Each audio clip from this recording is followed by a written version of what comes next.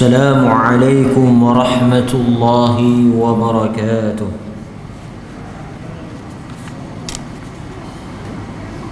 إن الحمد لله نحمده ونستعينه ونستغفره ونعوذ بالله من شرور أنفسنا ومن سيئات أعمالنا. من يهده الله فلا مضل له ومن يضلله فلا هادي له. أشهد أن لا إله إلا الله وحده لا شريك له وأشهد أن محمدا عبده ورسوله. أما بعد. Tuan-tuan dan puan-puan, hadirin mukminin, muslimin muslimat yang dirahmati oleh Allah Azza wa Jalla, kita bersyukur kepada Allah Subhanahu wa Ta'ala kerana pada malam ini kita dapat menyambung semula bacaan kita berkaitan dengan urusan kehidupan setelah kita dibangkitkan semula oleh Allah Subhanahu wa Ta'ala pada hari kiamat nanti. Bab yang berikutnya yang dibawa oleh Al-Imam Al-Qurtubi rahimahullahu ta'ala, iaitu bab pada menyatakan tentang anggota yang tidak disentuh atau tidak hancur di mamah bumi. Pertama, tuan-tuan, kita beriman bahawa apabila kita semua mati, kita akan dibangkitkan semula oleh Allah Subhanahu wa Ta'ala. Ini dijelaskan di dalam Al-Quran dan juga di dalam hadis-hadis yang sahih. Para ulama bincang, pertama, apabila kita dikebumikan, jasad kita itu akan hancur, dimamah ataupun dimakan oleh bumi. Cuma di sana ada hadis yang menyebut bahawa Allah Subhanahu wa Ta'ala membiarkan satu juzuk daripada jasad kita ini tidak dimamah atau tidak hancur, ditelan oleh bumi. Keseluruhan jasad kita ini akan hancur binasa. Tidak ada yang kekal. Sebab itu daripada tanah kita diciptakan, kepada tanah kita dikembalikan.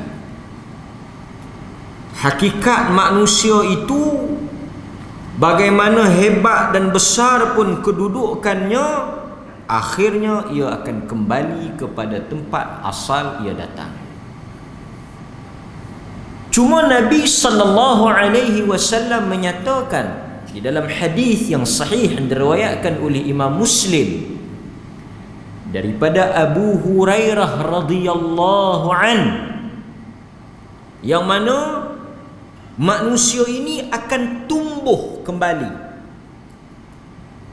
akan hidup semula, akan kembali kepada jasadnya yang asal, bermula daripada tulang ekor yang tidak hancur itu. Dalam hadis yang lain, Nabi sallallahu alaihi wasallam menyatakan Allah Subhanahu wa Ta'ala akan menurunkan hujan dan mengenai anggota ataupun bahagian manusia yang ada itu, dan kita akan tumbuh menjadi seperti mana sedia kala kejadian kita. Ini semua adalah perkara ghaib yang kita tidak akan melihatnya sehinggalah pada hari kejadian.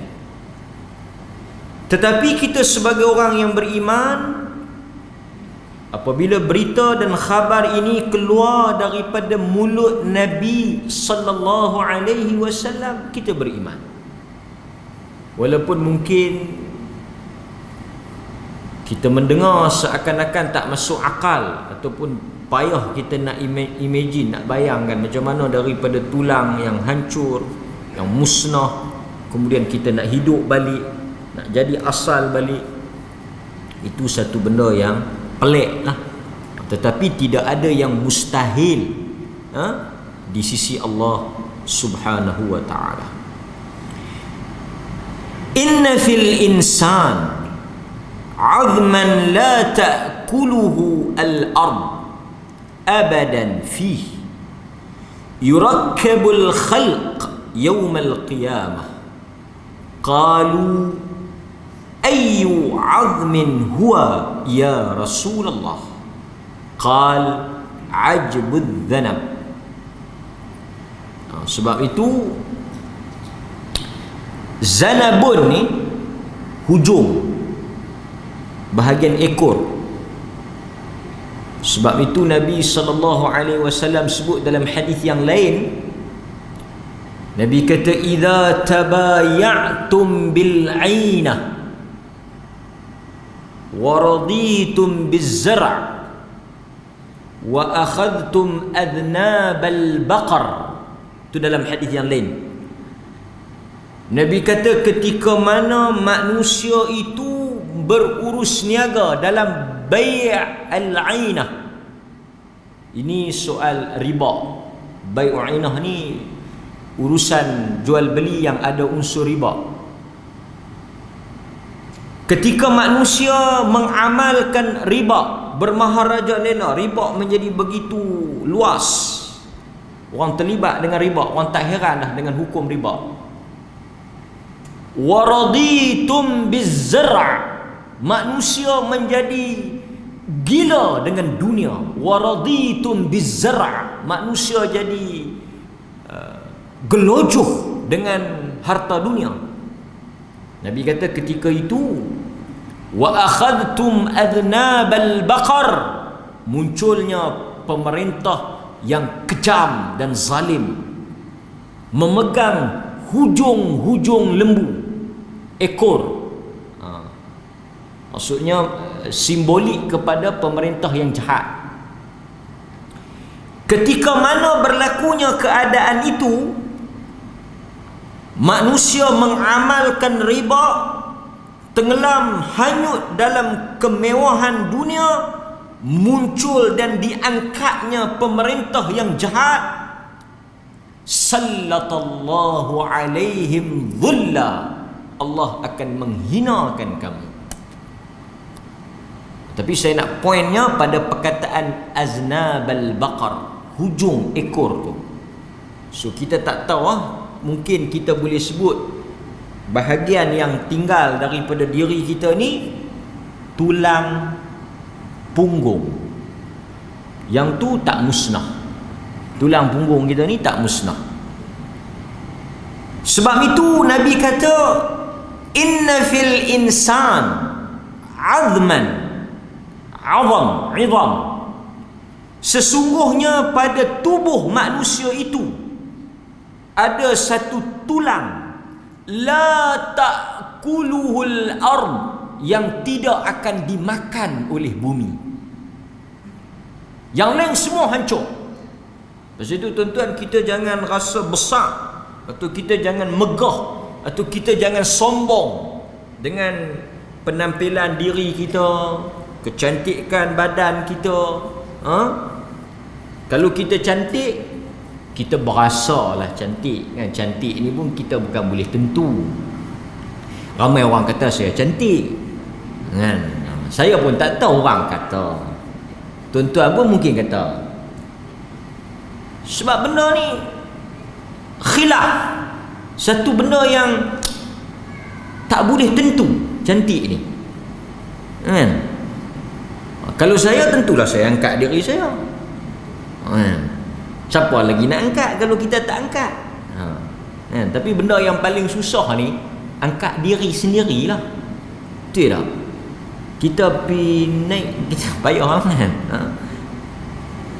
Kalau kita tak angkat, siapa nak angkat? Cantik ni macam orang tanya bini siapa cantik, kita mesti kata bini dah. Tapi saya macam inilah tuan-tuan, cantik ke, hebat ke, akhirnya semua itu akan menjadi makanan ulat pada hari kita mati. Sebab itu tak perlulah kita nak jadi susah hati, nak runsing kalau kita gemuk ke. Tak apalah nak buat macam mana, janji sihat. Gemuk, hitam, putih, kurus kan? Saya tanya orang Arab, mereka suka orang gemuk. Kita tak perlu jadi benda tu satu tekanan perasaan kan? Gemuk tanda sihat, makan sedap kan? Jadi orang yang cantik tak perlu sombong. Orang yang berasa cantik, pasal itu Quran dia kata wala tamshi fil ardi maraha. Jangan kita berjalan. Kadang-kadang ada orang bila Allah bagi kelebihan sikit, dia rasalah, dia pandang orang lain lekeh, dia rasa besar. Quran kata jangan berjalan di atas muka bumi ini dengan perasaan besar, kerana akhirnya kesombongan itu akan tersungkur di atas muka bumi. So akhirnya kita habaq semua itu akan musnah. Yurakkabul khalq yaumal qiyamah. Kemudian kata Nabi, daripada tulang itulah yurakkab, disusun semula manusia. Dia start daripada tulang itu. Dan Al-Qurtubi letak satu bab yang kita baca malam ni, kejadian semula manusia. Qalu, sahabat tanya, ayyu azmin huwa, tulang yang mana satu? Tulang rusuk ke, tulang pinggul ke, tulang belakang ke? Nabi kata ajbun zanab, tulang ekor, tulang punggung, tulang hujung tu. Yang tu tak hancur. Daripada itulah akan bangkit dan jadinya semula manusia. Okey tuan-tuan, tak perlu bincang panjang. Tulang yang mana satu, kita beriman seperti mana Nabi sebut. Dan kita semua ni ada lebih kurang 360 jenis tulang ke ataupun 360 ruas, saya pun tak pasti ya. Tapi saya nak sebut satu ya. Setelah bab ini, tuan-tuan tengok dalam kitab itu apa yang Al-Qurtubi bawa. Dan kita nak sentuh malam ni dua bab. Setelah Al-Imam Al-Qurtubi membicarakan tentang tulang yang manusia akan bangkit semula, yang akan dihidupkan semula, daripada tulang mana manusia itu akan tumbuh semula, Al-Qurtubi membicarakan tentang as-sur, sangkakala. Bab yang selepas itu Al-Imam Al-Qurtubi membawakan dalil-dalil perbahasan berkaitan dengan tiupan sangkakala. Apa mesej dia? Besar. Daripada tajuk tulang yang akan bangkit semula, daripada mana manusia itu akan dijadikan kembali, kepada bab tiupan sangkakala, Al-Imam Al-Qurtubi nak memberikan suatu mesej bahawa manusia ini tidaklah berakhir kehidupannya dengan kematian. Itulah makna kepada apa yang kita nak baca ni. Maksudnya orang-orang Islam, orang-orang yang beriman tidak menutup hidupnya dengan kematian. Kita akan bangkit semula. Ramai daripada kalangan kita yang telah mati, dan ramai daripada kalangan kita yang kehilangan ahli keluarga, kaum kerabat, sanak saudara. Kita tahu. Tetapi orang beriman, dia tidak takut kepada kematian.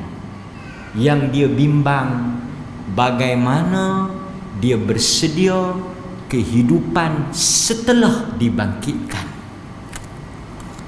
Mati ini benda yang kita tak boleh lari.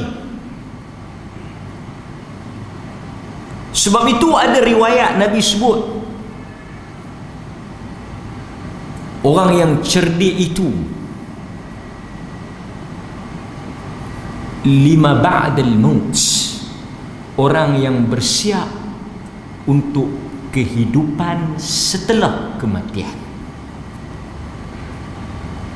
Kita orang beriman ni, kita tak fikir sangat soal mati ni. Pasal mati ni memang tak payah fikir pun, pasal dia akan mati. Contoh tak payah fikir macam mana aku nak mati, bila aku nak mati, tak payah. Dan Nabi pun tak suruh.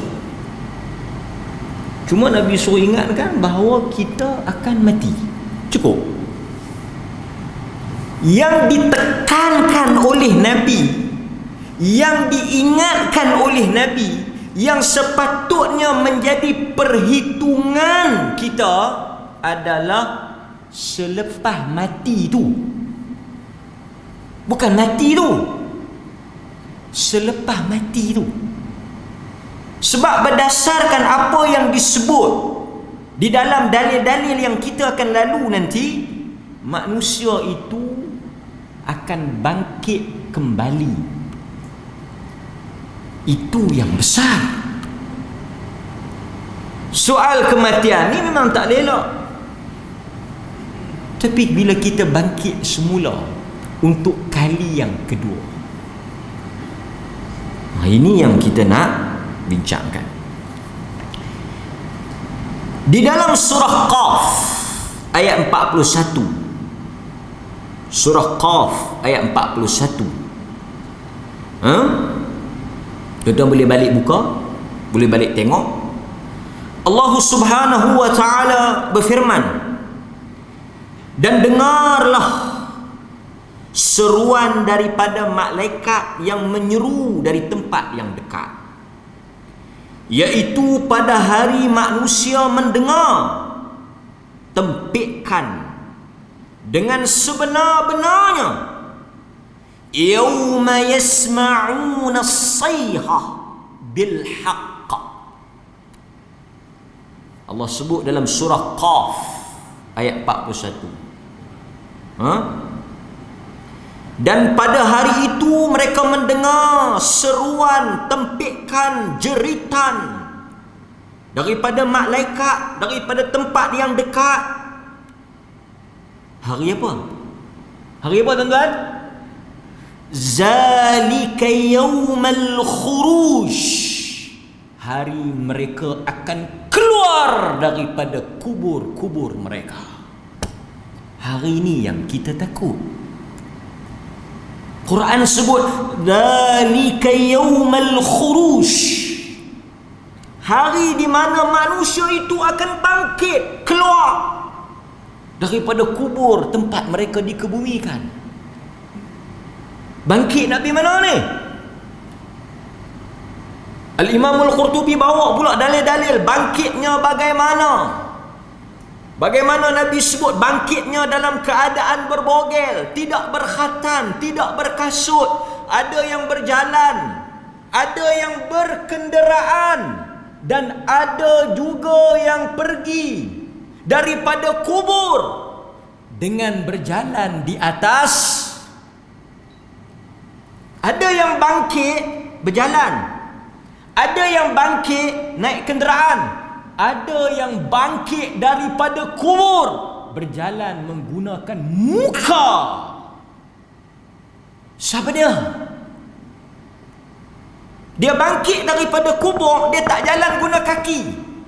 Nabi SAW, mereka itu akan berjalan diseret dengan wajah-wajah mereka. Sebab itu kita kena ambil masa, tuan-tuan. Tadi saya tengok satu klip video satu ustaz terkenal, bagus dia punya konten dia untuk kita semua. Kuliah agama ni, yang ceramah kita mari ni, kita nak dengar ilmu. Kita nak dengar ilmu. Dan tuan-tuan, bila mari duduk dalam majlis macam ni, hendaklah majlis itu menjadi majlis yang menyedarkan kita, majlis yang membuatkan kita semakin takut kepada Allah, majlis yang semakin menjadikan kita bersedia untuk mati, majlis yang menjadikan kita semakin dekat dengan sunnah, majlis yang menyentuh jiwa-jiwa kita, majlis yang menimbulkan rasa takut kepada Allah dan kiamat. Tapi kalau majlis yang kita mari itu menjadi hiburan, majlis maki orang,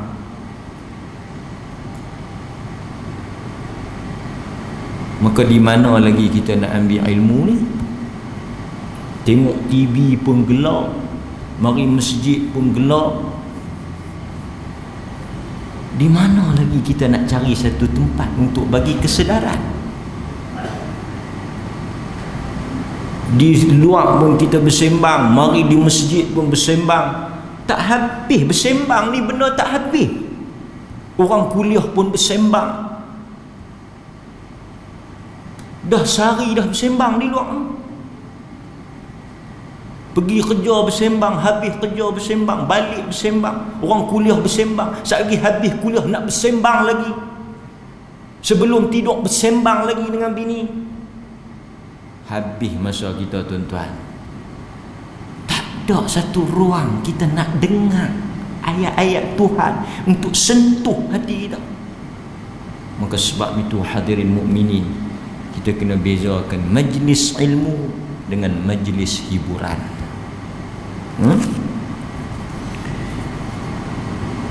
Kemudian Allah Subhanahu wa ta'ala sebut,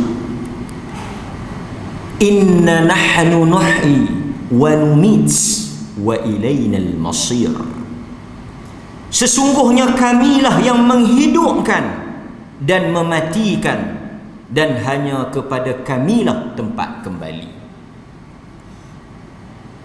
Kemudian Allah cerita lagi, pada hari itu pada hari itu bumi terbelah, dan mereka keluar daripada bumi itu sira'a, dalam keadaan tergesa-gesa. Terbelah bumi, keluar. Jadi kita yang tak ada kubur macam mana? Ini sebutan umum lah. Yang tak ada kubur pun bangkit juga. Janganlah tuan-tuan rasa yang tak ada kubur tak keluar lah. Tak. Macam kita sebut azab kubur. Kalau orang mati tak berkubur, adakah dia tak ada azab? Selamatlah dia. Pasal apa? Sebab dia tak lalui azab kubur. Sebab apa? Dia tak ada kubur.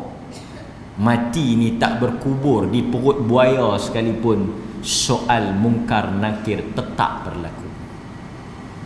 So kita jangan bimbang lah. Ini urusan Tuhan. Kemudian Allah kata apa?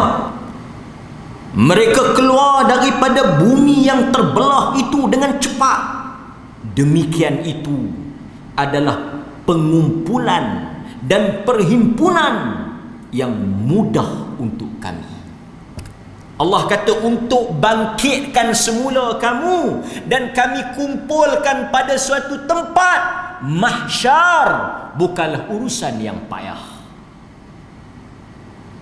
Kita akan tengok nanti. Ketika itu orang-orang kafir apabila mendengar seruan ataupun panggilan malaikat tadi ni, mereka juga bangkit. Tapi mereka kata apa? Celakalah kami. Mereka mencela diri sendiri. Celakalah kami, siapakah yang membangkitkan kami daripada kubur? Mereka takut. Sebab itu di antara ungkapan orang-orang kafir dalam kubur apa? Jangan dibangkitkan kami. Sedangkan kita orang beriman, apabila dibangkitkan, ungkapan orang-orang yang beriman apabila mereka dibangkitkan dan dikeluarkan semula daripada kubur, kita akan berkata, inilah janji Tuhan yang Maha Pemurah dan benarlah kata-kata Nabi-Nya.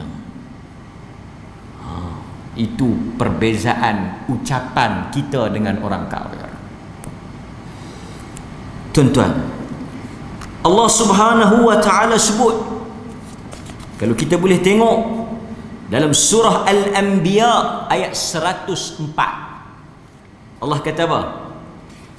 Kama bada'na awwala khalqin nu'iduh wa'dan 'alaina. Sebagaimana kami memulakan ciptaan yang pertama. Kita ni daripada ada ke tak ada? Daripada tak ada. Allah cipta ada.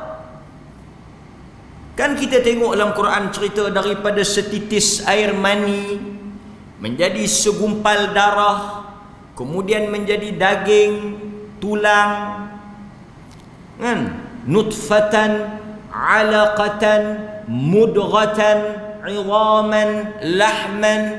Kan proses penciptaan manusia. Quran tanya, mana yang susah?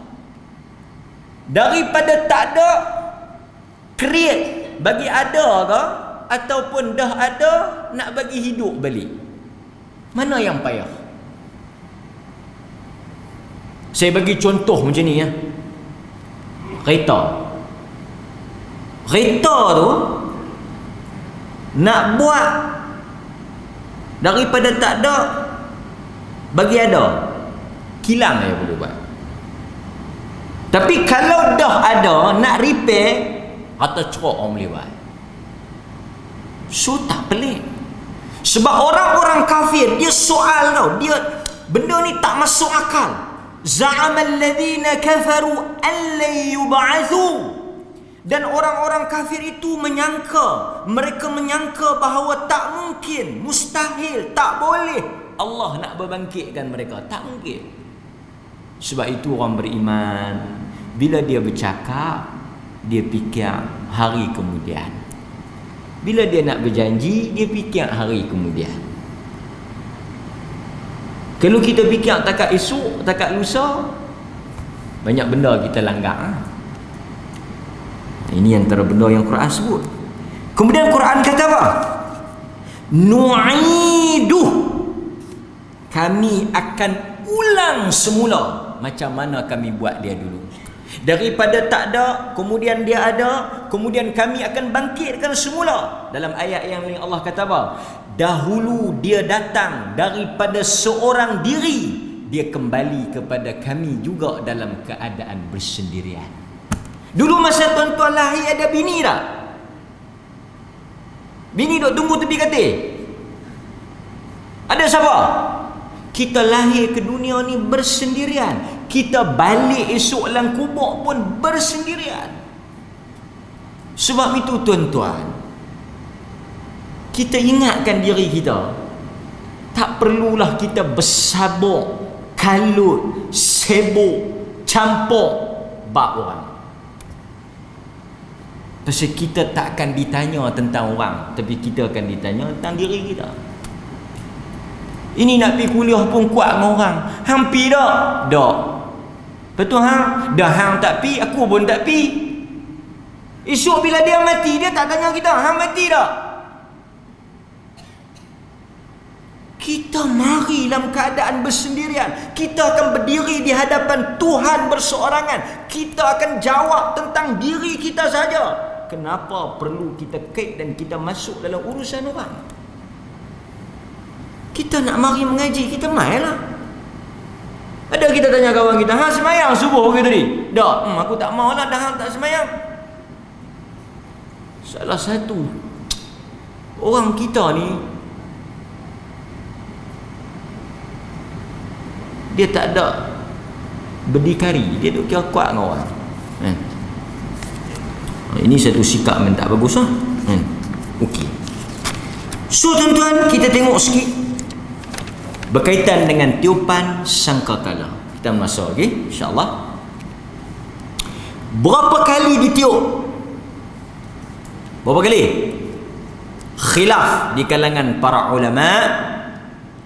Tapi khilaf dah tak besar lah.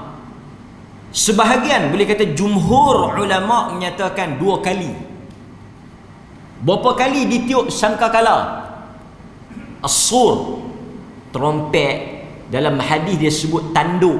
Dia macam tanduk lah. Macam tu lah. Tapi kita tak tahulah bentuk yang sebenar. Tetapi as-sur tu, ja'a a'rabi ila an-nabi sallallahu alaihi wasallam faqal Masur. Datang satu badui. Badui ni biasalah dia jenis tanya, bukan dia kira, dia tanya ikut dia. Ja'a a'rabi. Tapi bagus juga soalan dia ni pun manfaat dia untuk kita. Datanglah seorang Arab badui. Dia kurang macam orang asli kita lah kan, orang dulu. Dia kata, ya Rasulullah, Masur. Yang dikatakan as-sur tu yang kita terjemah sangkakala tu, apa dia? Dia kata ma as-sur. Apa dia tu as-sur? Qal qarnun. Qarni. Qarnun. Apa makna qarnun? Tanduk. Sebab itu tuan-tuan dengar tak? Ada orang nama apa? Orang yang mempunyai 2 tanduk. Siapa dia? Zulqarnain. Dia ada 2 tanduk sungguh ke? Tak ah. Pasal apa dia disebut Zulqarnain? Zu, dia bukan Zul. Zu tu yang memiliki. Bila kita baca Iqra biwasal, kita baca sambung Zul lah. Macam Zulfadli, Zulhilmi, Zulkifli, asalnya Zu. Tapi bila baca sambung dengan alif lam tu, dia jadilah Zul. Orang kita bila dia nak buh nama, dia bukan tahu Arab ke Melayu, dia pakai tembok buh kan.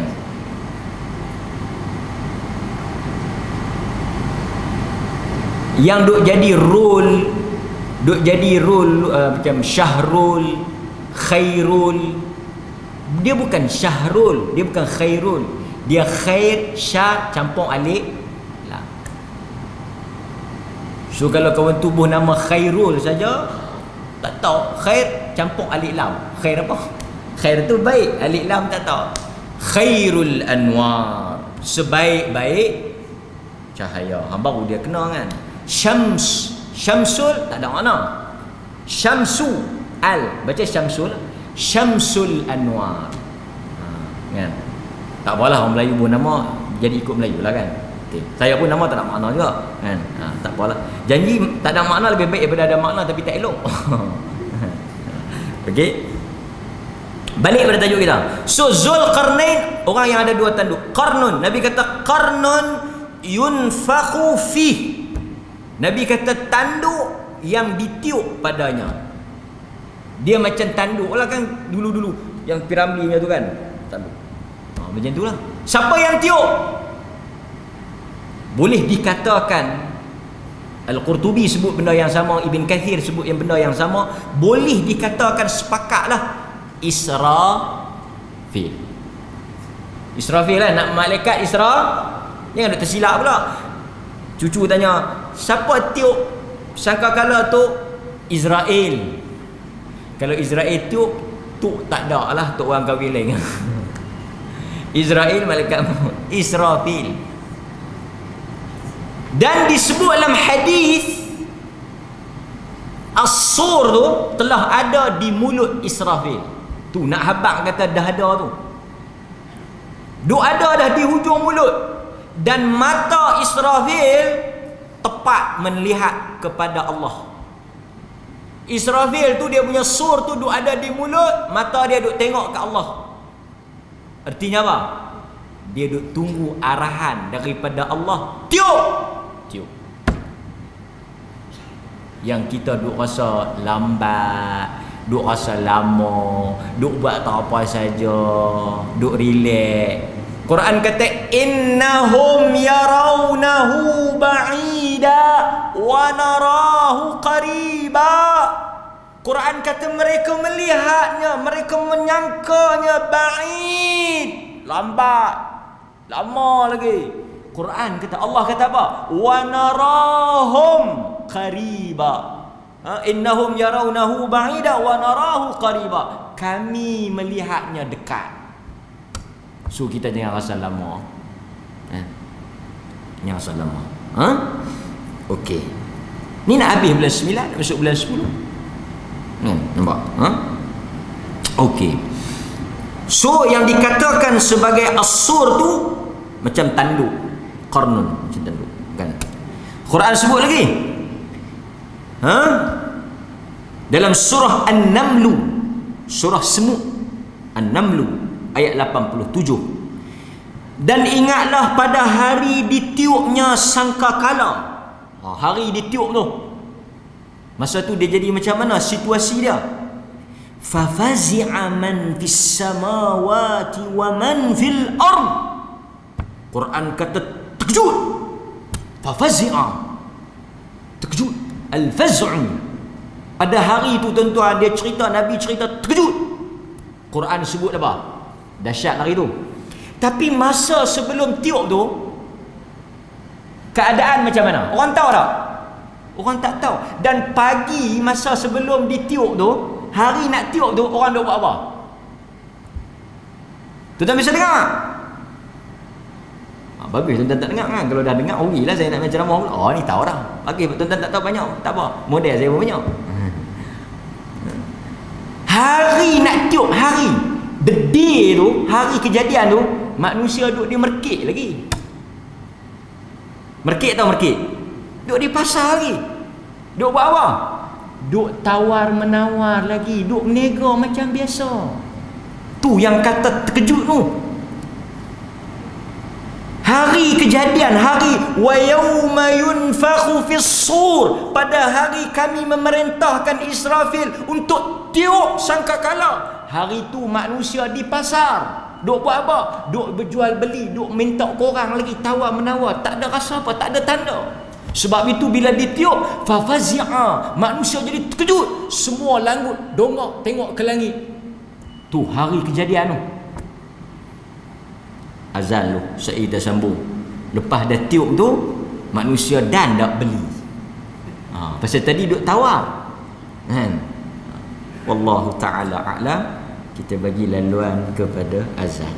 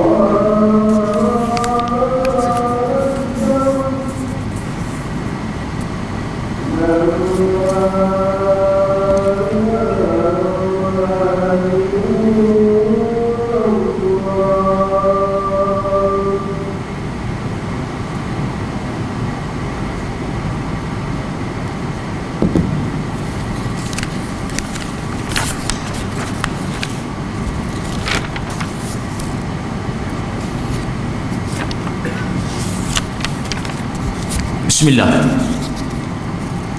Ayat An-Naml 87 ni menyebabkan sebahagian ulama berpecah kepada dua bahagian ataupun dua puak.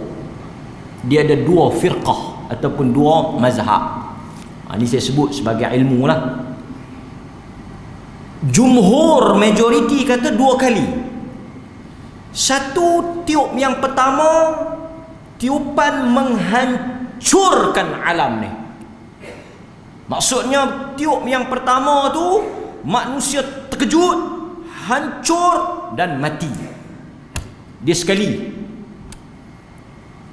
Second kali yang kedua nak tiup tu, yang tu dia panggil tiupan al-ba'ts. Tiup kali kedua untuk apa? Tiup kali kedua untuk apa? Untuk bangkit semula. So berapa kali tiup? Dua. Tetapi sebahagian ulama, kumpulan yang kedua, dia kata 3 kali tiup. Satu first tiup yang menyebabkan al-faz'u, kejutan. Ibn Kathir kata ketika mana terkejut itu, manusia sedang berurus niaga di pasar. Mereka sedang berjual beli dan meneruskan kehidupan seperti biasa. Tiba-tiba Allah Subhanahu wa taala mengarahkan Israfil tiup sehingga menjadi satu kejutan. Orang dongak ke langit. Dan tuan-tuan, ketika itulah yang kita baca dalam Quran, yang menyusu akan buat apa? Akan tahu anak dia lari. Tuan-tuan biasa tengok tsunami. Ataupun tuan-tuan bisa tengok apa, gempa bumi ke apa ke. Tengok, cari video tsunami atau gempa bumi. Tsunami lah nampak real sikit. Macam mana orang duk mandi. Ada satu filem mereka buat berdasarkan kisah benar di Thailand. Masa tu mereka buat penggambaran video filem tu di Thailand. Orang duk mandi kolam. Mana di hotel tu kan duk mandi kolam. Hotel tu tepi laut duk mandi kolam. Tiba-tiba tengah duk mandi tu mari ombak secara tinggi mengejut. Apa yang orang buat? Lari bertempiaran, tak dan tengok anak. Situ Quran kata yang sedang menyusu, campak, tahu.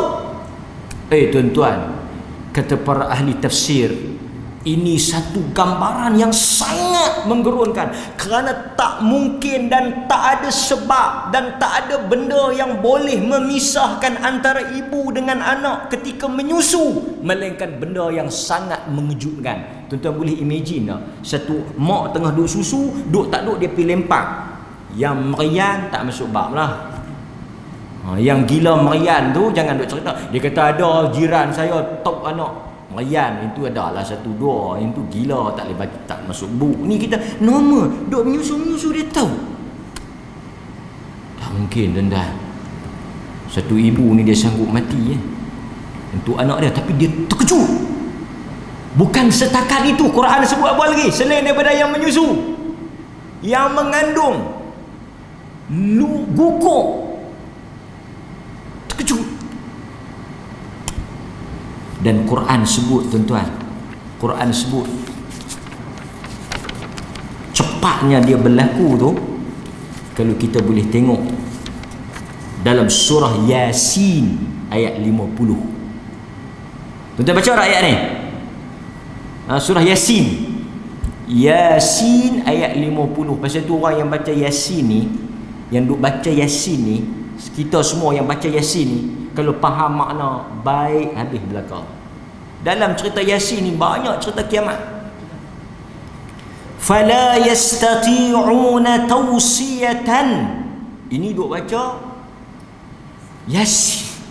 Orang kita baca Yasin ni, saya sebut sikit lah, dia baca kat orang mati. Sebenarnya baca Yasin ni untuk orang hidup. Orang tanya baca Yasin, pertama saya nak sebut, baca Yasin memang ada hadis untuk orang yang nak mati. Tak apalah hadis tu daif, tapi kalau orang tanya pandangan saya kata dia nak baca okey.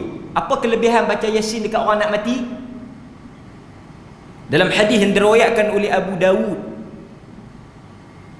baca Yasin dekat orang nak mati, al-maut. Okey. Nabi kata talqin kepada orang yang dah mati ke orang nak mati? Kawan tu dah mati, tuan-tuan pun berkata la ilah. Tinggal dia tak bangkit. Tadi tak kalau nak ajak, aku dah mati, sabuk pula. Kita ajak dekat orang nak baca Yasin ni, boleh tuan-tuan kalau dekat nak mati. Untuk apa? Memudahkan roh dia keluar. Sebab itu saya kalau orang baca Yasin tepi orang nazak, perbuatan itu diterima kerana ada sandaran, dan mudah-mudahan keberkatan Quran tu memudahkan roh dia keluar. Okey, not a big deal lah, bukan benda besar lah baca Yasin tepi orang nazak ni. Tapi dalam Yasin, dalam surah Yasin, tuan-tuan bisa jumpa ada ayat ni. Yasin kata, dalam Yasin tu, dalam Yasin, liyundhira man kana. Bisa jumpa tak? Kau tak baca Yasin? Kami tak baca Yasin, kami Kahfi. Betul lah, Kahfi. Dalam Yasin dia kata liyundhira man kana hayyan. Sesungguhnya liyundhira man kana, di Quran keseluruhannya ini untuk memberikan peringatan kepada siapa? Hayyan, orang yang hidup. Tak apalah, baca Yasin. Dalam Yasin dia kata apa? Fala yastati'una tawsiyatan wala ila ahlihim. Ketika berlakunya tempikan asur tu, manusia tak sempat nak pesan apa pun. Tu dia punya kelang kabut, huru hara. Pasal itu dia sebut hari huru hara. Tak dan la yastati'un, tak dan nak tausiah, tak dan nak pesan. Ni kita kalau kalut apa kan, tak dan nak habaq macam tu lah. Kita kalut nak kapal terbang nak tinggal, habaq tadi suruh tutup, tak dan kalut. Dahsyatnya hari itu tak dan. Bukan setakat itu, yang duduk di pasar tadi ni dan tak balik. Wala ila ahlihim yarji'un. Quran kata tak dan nak balik, hancur mati habis. Tu dia punya dahsyat. Kata Nabi, orang yang the first man yang dengar tiupan itu, satu orang laki-laki duduk tengah padang pasir, duduk korek ayam nak bagi makan dekat unta. Dialah orang pertama dengar. tak dan nak minum mati. Kita mau kalau kalut apa Sat dan aku nak jerit ayak Sat. Nak jerit ayak, nak teguk ayak sekali teguk pun tak dan, mati. Tu dia punya terkejut. Lepas tu tiupan yang kedua. Berapa lama antara jarak tiupan pertama dengan tiupan kedua? Mula dia tiup tu mati habis, cerah habis semua, mati. Lepas tu dia nak tiup pula yang dia panggil sebagai apa? Al-Ba'as, tiupan untuk bangkit semula ni. Dan Nabi kata siapakah yang pertama bangkit? Yang dengar mati tadi ni, satu orang pemuda di tengah padang pasir. Dia duk korek lubang nak buat tempat nak bagi unta dia minum. Dia dengar dia tak ada nak minum, mati. Yang dengar tiupan kedua yang bangkit, nombor satu yang bangkit semula, Nabi sallallahu alaihi wasallam. Dalam hadis Nabi kata apa?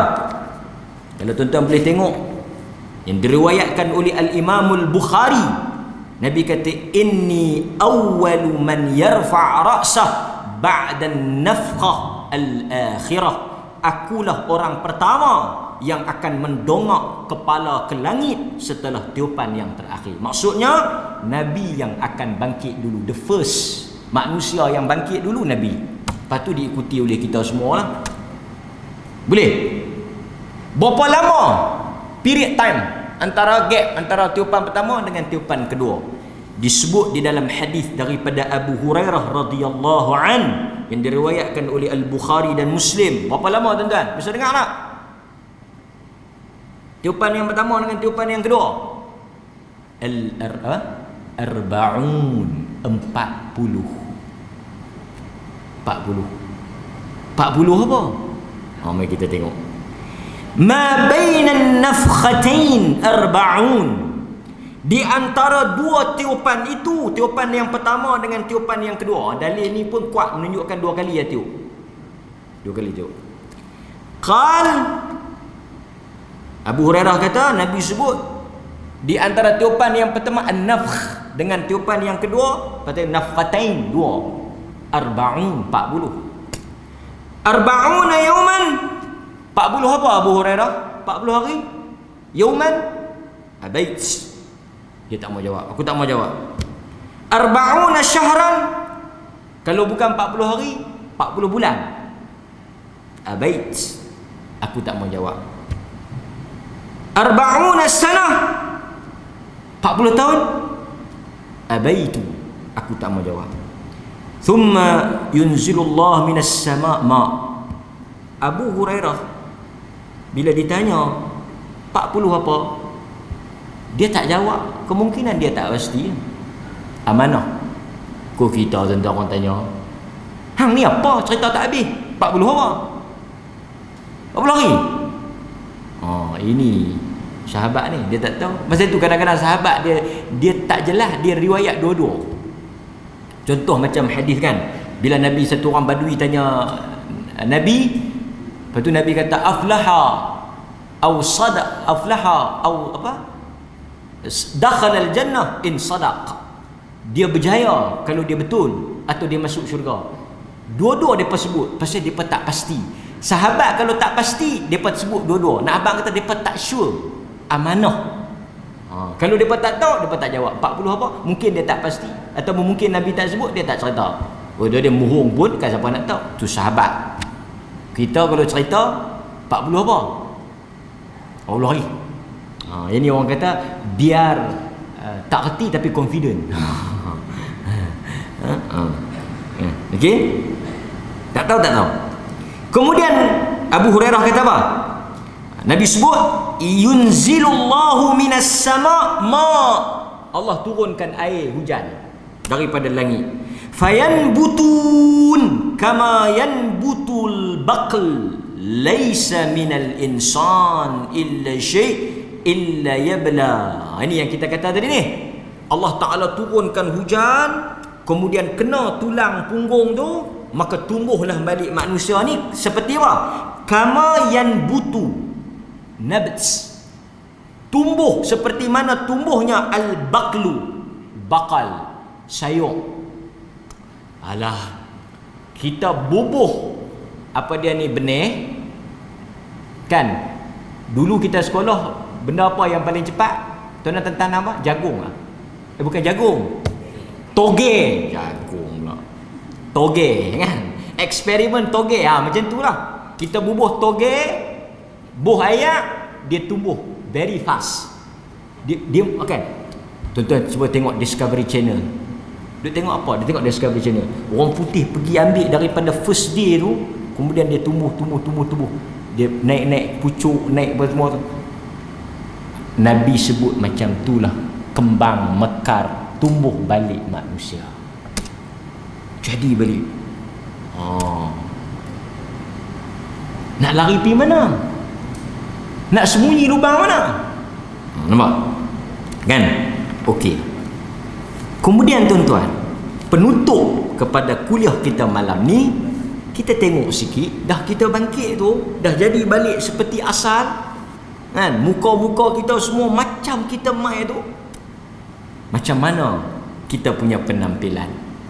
Daripada Aisyah dalam hadis Bukhari Muslim, muttafaq alaih, Nabi kata yuhsyarun an-nas hufatan uratan ghurla. Kita bangkit, turun hujan, kita tumbuh, jadi balik. Macam mana asal ya? Tuan-tuan keluar daripada perut mak pakai baju lah. Dia berkata dikangak. Pergi tengok, awak, kawan tu beranak, anak kaki ayam. Tapi orang.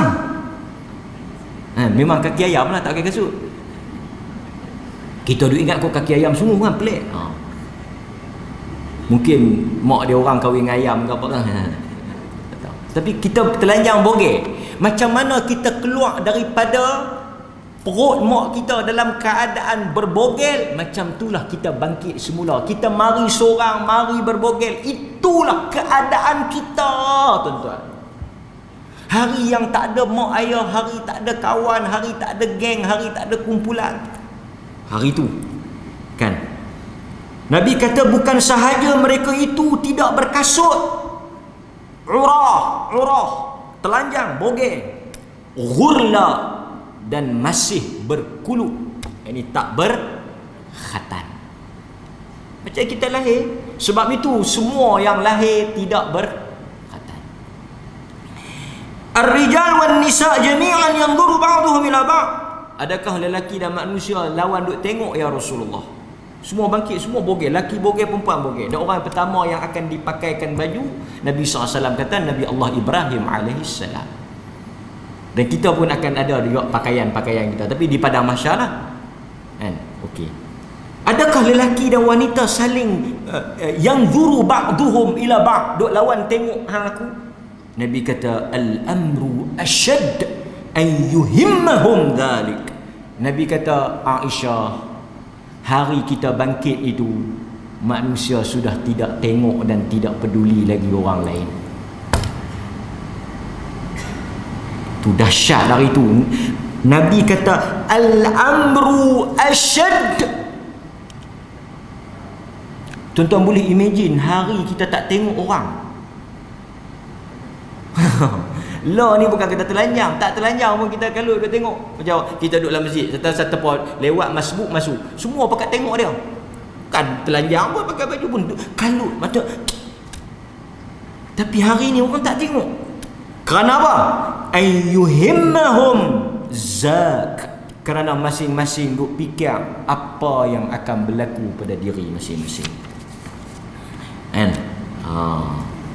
Kemudian tuan-tuan, manusia akan dibangkitkan yang pertama tadi kita sebut yang pakai baju Nabi Allah Ibrahim.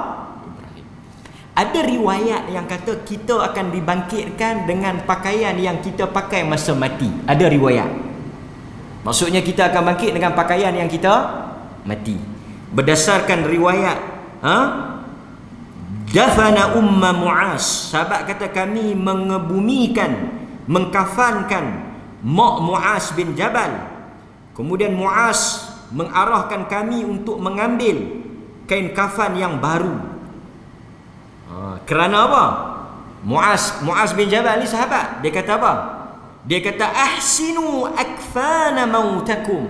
perelokkanlah kain kafan sesiapa yang mati di kalangan kamu, kerana mereka akan bangkit dengan pakaian itu. Demikian juga ada riwayat daripada sahabat lain seperti Abu Sa'id Al-Khudri, ketika mana menjelang kematian dia, Abu Sa'id Al-Khudri, sahabat besar Nabi, beliau meminta diambilkan pakaian baru lalu dipakai. Kata Abu Sa'id, aku mendengar Nabi SAW bersabda, mayat akan dibangkitkan menggunakan pakaian yang dipakai ketika mati.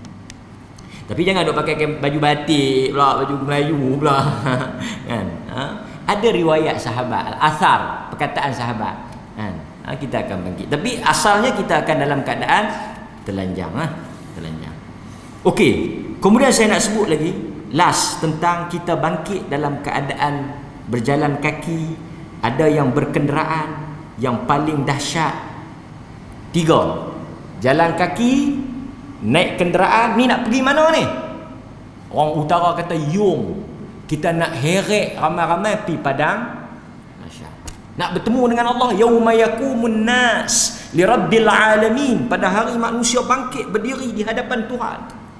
Yang paling kita minta berlindung dan kita takut minta Allah selamatkan kita, kata Nabi, wa tujarruna ala wujuhikum, dan ada yang diseret di atas wajah-wajah mereka. Hadis Tirmizi. Dalam riwayat yang lain daripada Anas bin Malik, Nabi kata yuhsyarul kafir ala wajhi, akan diheret orang kafir itu dengan muka di bawah, kaki di atas.